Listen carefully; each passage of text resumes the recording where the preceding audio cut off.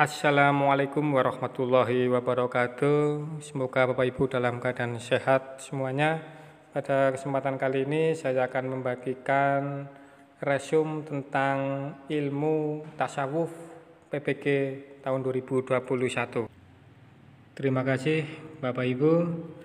Langsung saja kami akan membagikan pengalaman kami dalam mengerjakan resume modul ilmu tasawuf per KB.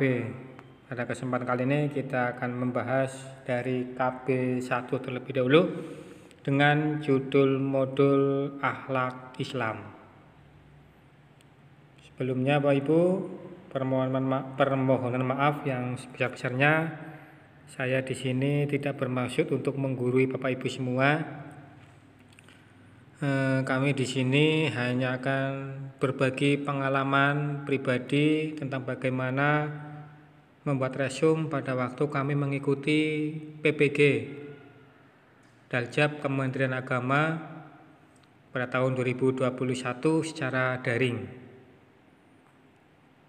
Langsung saja butir refleksi yang pertama, yaitu peta konsep atau beberapa istilah dan definisi di modul bidang studi.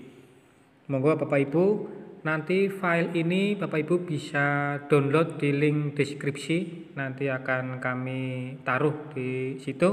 Silakan download saja. Bisa dalam bentuk PDF, juga ada yang bentuk Microsoft Word, agar Bapak Ibu bisa langsung mengedit secara langsung. Poin A, akhlak Islam.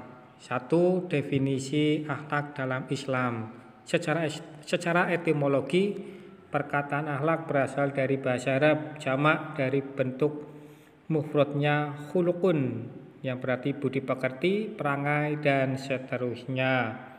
Terus secara bahasa, akhlak berarti budi pekerti, kesusilaan, sopan santun, tata krama, dan karakter, dan seterusnya.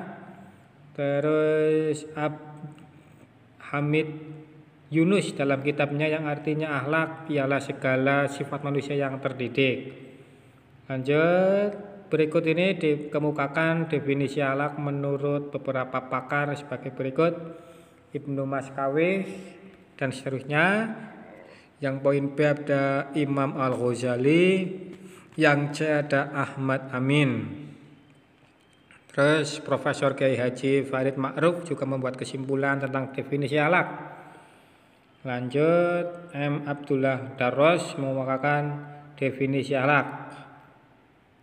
Terus ada lagi poin-poin selanjutnya. Menurut Abdullah Darros berpendapat bahwa perbuatan-perbuatan manusia dianggap sebagai manifestasi dari akhlaknya apabila memenuhi dua syarat, yaitu A. Perbuatan dilakukan berulang kali, B. Perbuatan dilakukan karena dorongan emosi, dan seterusnya.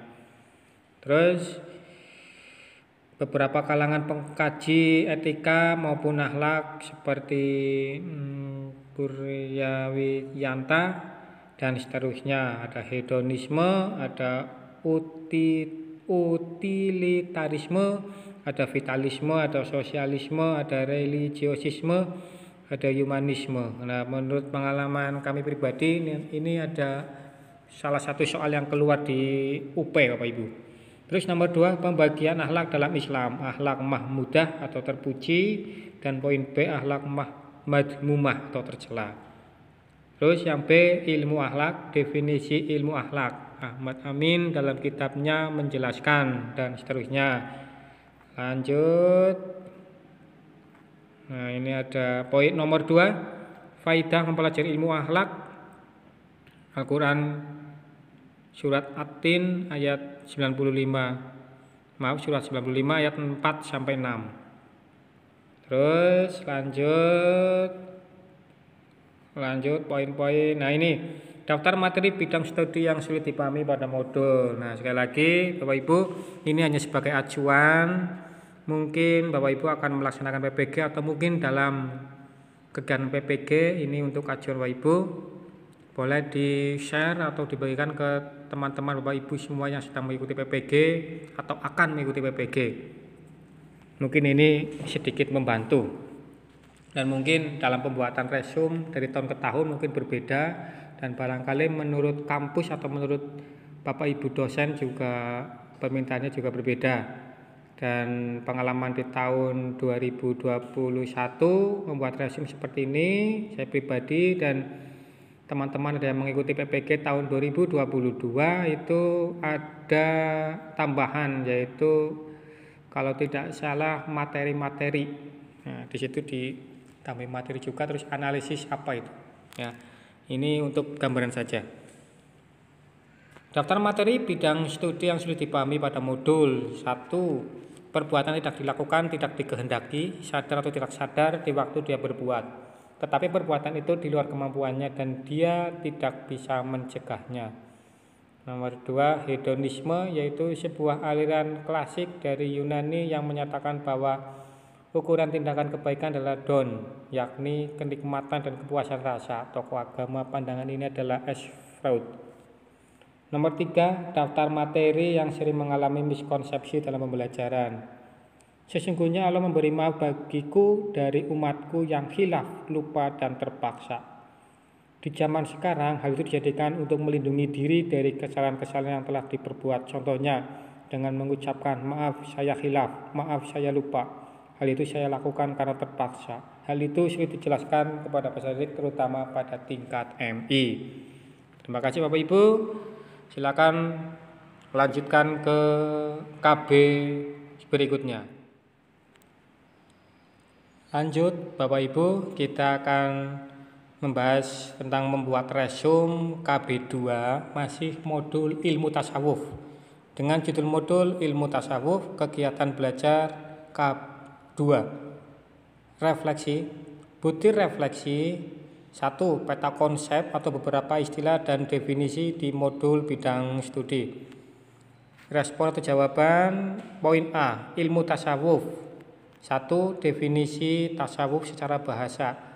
Tasawuf berasal dari kata sufi. Menurut sejarah, orang yang pertama memakai kata sufi adalah seorang syahid atau ascetik bernama Abu Hashim dan seterusnya.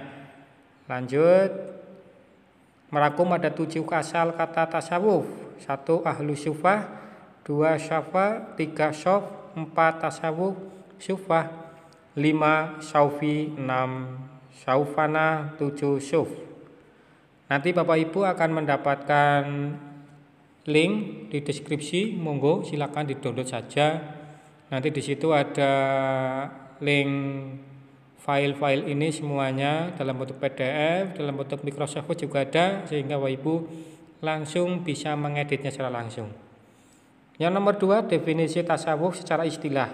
Imam Junaid dari Baghdad dan seterusnya. Terus yang B, Syekh Abdul Hasan Ash-Shadzi dan seterusnya. Terus yang C, D, E, F, G, Imam Ghazali, H, Ash-Shibli, I, Al-Juwarairi, Ibnu Khaldun dan seterusnya. Terus tasawuf secara terminologis adalah ilmu yang mempelajari usaha membersihkan diri dan seterusnya. Yang B ada makomat, pengertian makomat, definisi al-makomat secara etimologis. Terus tingkat al-makomat menurut Imam Al-Ghazali dalam Al-Kitab Ihya Ulumuddin. 1. Taubat, 2. wara, 3. syuhud, 4. as'al sabr, 4. syukur, 5. syukur, 6. tawakal, 7. ridho. Yang C ada al-ahwat, pengertian al-ahwat. 2. tingkatan al-ahwat, ada muraqobah, mahabbah, khauf, raja, syauq, uns, tuma'ninah, musyahadah, yakin. Terus ada daftar materi bidang studi yang sulit dipahami. Teori yang banyak diterima ialah bahwa istilah itu berasal dari kata suf, yaitu wall. Yang dimaksud bukanlah wall dalam arti modern, wall yang dipakai orang-orang kaya, tetapi wall primitif dan kasar yang dipakai di zaman dahulu oleh orang-orang miskin di Timur Tengah. Di zaman itu pakaian kemewahan ialah sutra. Orang sufi ingin hidup sederhana dan menjauhi hidup keduniaan. keduniawian dan kesenangan jasmani, dan untuk itu mereka hidup sebagai orang-orang miskin dengan memakai dua asal tersebut. Daftar materi yang sering mengalami miskonsepsi dalam pembelajaran. Allah menjadikan taubat sebagai makom terakhir yang istimewa. Dalam kenyataan di kehidupan sekarang, kata taubat hanya dijadikan sebagai permohonan maaf bahwa tidak akan mengulanginya lagi, padahal taubat adalah sebagai makom terakhir yang istimewa. Terima kasih, kita lanjut ke KB yang selanjutnya.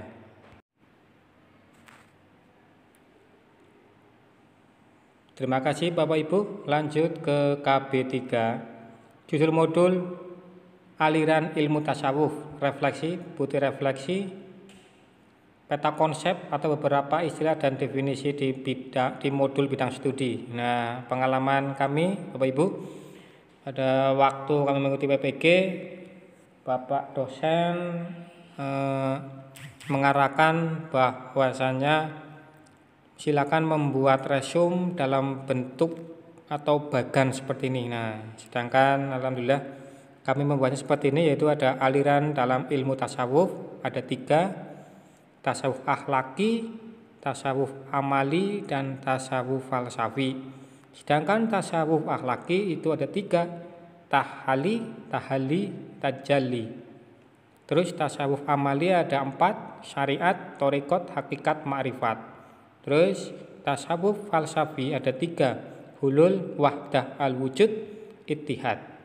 Terus di bawahnya lagi saya sertakan tokoh-tokohnya. Tokoh tasawuf akhlaki adalah 8, tokoh tasawuf amali ada 3, dan tokoh tasawuf falsafi ada 4. Terus aliran dalam ilmu tasawuf ada tasawuf akhlaki, nah dan seterusnya. Terus bawahnya ada penjelasannya, Ibu. Selain ada gambar atau bagan, di bawahnya ditambahi penjelasan walaupun hanya sedikit-sedikit. Terus ada tasawuf amali tadi, syariat, thariqat, hakikat, ma'rifat dijelaskan sedikit. Terus yang ketiga tasawuf falsafi ada hulul, wahdah, al-wujud, ittihad. Nah, lanjut daftar materi bidang studi yang sudah dipahami. Kalau tasawuf akhlaki lebih mengutamakan persoalan praktik tanda dasar filsafat, maka tasawuf falsafah menonjol kepada segi teoritis, sehingga dalam konsep-konsep tasawuf falsafi lebih mengedepankan asas rasio dengan pendekatan-pendekatan filosofis yang kadang sulit diaplikasikan ke dalam kehidupan sehari, khususnya bagi orang awam. Nomor 3, daftar materi yang sering mengalami miskonsepsi dalam pembelajaran. Kaum sufi falsafi menganggap bahwasanya tiada sesuatu pun yang wujud kecuali Allah, sehingga manusia dan alam semesta semuanya adalah Allah. Istilah wahdah al-wujud dalam masyarakat awam, cerita Al-Halaj dan Syekh Siti Jenar yang mengaku dirinya Tuhan. Terima kasih, kita lanjut ke resume KB berikutnya. Lanjut Bapak Ibu, kita ke resume judul modul Thariqat dalam tasawuf, kegiatan belajar 4, refleksi, butir refleksi, peta konsep atau beberapa istilah dan definisi di modul bidang studi. Respon atau jawaban, kita membuat konsepnya terlebih dahulu. Aliran thariqat dalam tasawuf ada 3, Naqsyabandiyah, Khalidiyah, Syadaliyah, Qadiriyah, Naqsyabandiyah. Kita jelaskan bahwasanya ada poin A, thariqat dalam tasawuf. Thariqat sendiri itu merupakan istilah yang merujuk kepada aliran-aliran dalam dunia tasawuf dan seterusnya. Terus poin B, aliran thariqat dalam tasawuf. 1, thariqat Naqsyabandiyah al-Khalidiyah. Pendirinya, terus thariqat Naqsyabandiyah memiliki 2 karakteristik, 1 dan 2 poinnya. Terus ciri khas thariqat Naqsyabandiyah itu apa? Dijelaskan sedikit di bawahnya. Terus nomor 2, thariqat Syadzaliyah. Nah, pendirinya, terus thariqat silsilahnya, terus dan bagian-bagian yang terpentingnya di bawahnya. Terus yang ketiga ada thariqat Qadiriyah Naqsyabandiyah atau disingkat TQN. Taqiyyan merupakan tarekat gabungan dari tarekat Qadiriyah dan tarekat Naqsyabandiyah. Pendirinya terus lagi tujuan utamanya itu mendekatkan diri kepada Allah, menuju jalan yang diridhoi Allah, mengenal Allah, mencintai Allah. Terus poin nomor 2, daftar materi bidang studi yang sulit dipahami. Sri Mulyati dan kawan-kawan menyimpulkan 7 pokok pemikiran dalam tarekat Al-Syadziliyah, yaitu tidak menganjurkan muridnya meninggalkan profesi dunia, tidak mengabaikan dalam menjalankan syariat Islam. Syuhud tidak berarti harus menjauhi dunia, karena pada dasarnya syuhud adalah mengosongkan hati dari selain Tuhan. Tidak ada larangan menjadi orang kaya. Nomor 5, berusaha merespon apa yang sedang mengancam kehidupan umat. Nomor 6, tasawuf adalah latihan jiwa dalam rangka ibadah dan menempatkan diri sesuai dengan ketentuan Allah. Dan nomor 7, ma'rifat adalah salah satu tujuan ahli tarekat tasawuf. Terus hal di atas kalau diterapkan dalam zaman sekarang sangat cocok, tapi bertentangan dengan kesufian. Terus nomor 3, daftar materi yang sering mengalami miskonsepsi dalam pembelajaran. Sepanjang sejarah, tarekat Naqsyabandiyah memiliki 2 karakteristik, yaitu ketaatan yang ketat dan kuat pada hukum Islam atau syariat dan sunnah Nabi, dan upaya tekun untuk mempengaruhi kehidupan dan pemikiran penguasa pemerintah, serta mendekatkan negara pada agama Islam. Hal di atas memungkinkan pemikiran pada zaman sekarang untuk menjadikan negara Islam. Nah itu sekali lagi Bapak Ibu, kami tidak ada unsur untuk menggurui Bapak Ibu semuanya. Kami tidak ada maksud apapun, hanya ingin berbagi pengalaman kami pada waktu mengikuti PPG Daljab Kementerian Agama tahun 2021. Lanjut KB berikutnya.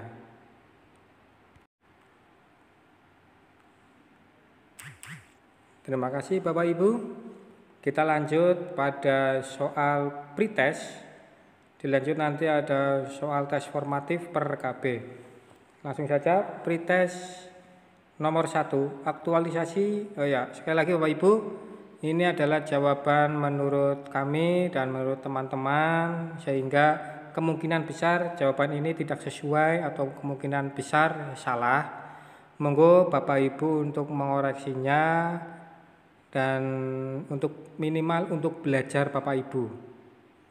Nomor 1, aktualisasi ajaran aliran tasawuf akhlaki akan melahirkan kesempurnaan pengabdian manusia kepada Allah, sehingga menjadikan manusia semakin dekat dengannya.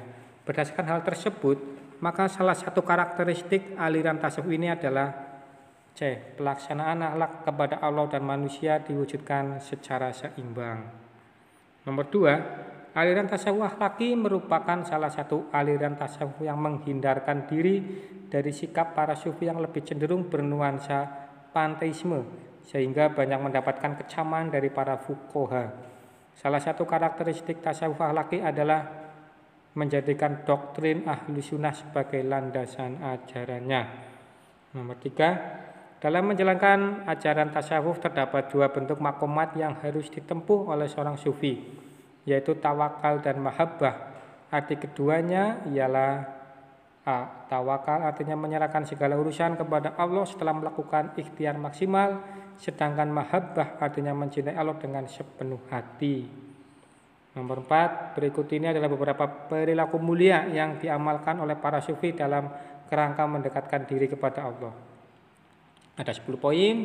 Seorang sufi dikatakan menjalankan tasawuf secara benar apabila mampu menjalankan beberapa akhlak mulia yang dalam istilah tasawuf disebut makomat. 2 diantaranya ialah tidak mengaitkan hati dengan dunia, sehingga dunia tidak menghalanginya. Tekun beribadah kepada Allah. Nah itu artinya adalah syuhud atau nomor 2. Dan selalu bersikap rendah hati di hadapan Allah. Nah selalu bersikap rendah hati itu tawaduk. Jawabannya syuhud dan tawaduk. Nomor 5, tasawuf merupakan proses yang ditempuh oleh hamba Allah yang menginginkan berdekatan dengan Allah dengan sedekat-dekatnya dengan melaksanakan berbagai bentuk ibadah kepadanya secara tulus dan optimal. Berdasarkan uraian singkat tersebut, para ulama banyak memberikan definisi tasawuf dengan beragam redaksi. Salah satunya Asyibli yang mengatakan bahwa tasawuf ialah B. Mengabdikan diri kepada Allah Subhanahu wa taala tanpa keluh kesah. Nomor 6. Tasawuf merupakan bagian ajaran Islam yang berusaha mendekatkan manusia kepada Allah dengan cara memperhalus budi pekerti, mempraktekkan akhlak mulia dan menjauhkan diri dari sikap dan perbuatan yang hina. Berdasarkan uraian singkat tersebut, para ulama banyak memberikan definisi tasawuf. Salah satunya menurut Imam Al-Ghazali bahwa tasawuf adalah A. Ilmu yang membahas cara-cara seseorang mendekatkan diri kepada Allah Subhanahu wa taala. Nomor 7. Mempelajari ilmu akhlak memiliki banyak faedahnya. Salah satunya yang bersifat sosiologis. Berikut ini yang bukan merupakan faedah mempelajari ilmu akhlak yang bersifat sosiologis ialah yang bukan. C. Dapat mengarahkan masyarakat pada perilaku-perilaku sesuai dengan pilihan dan budayanya.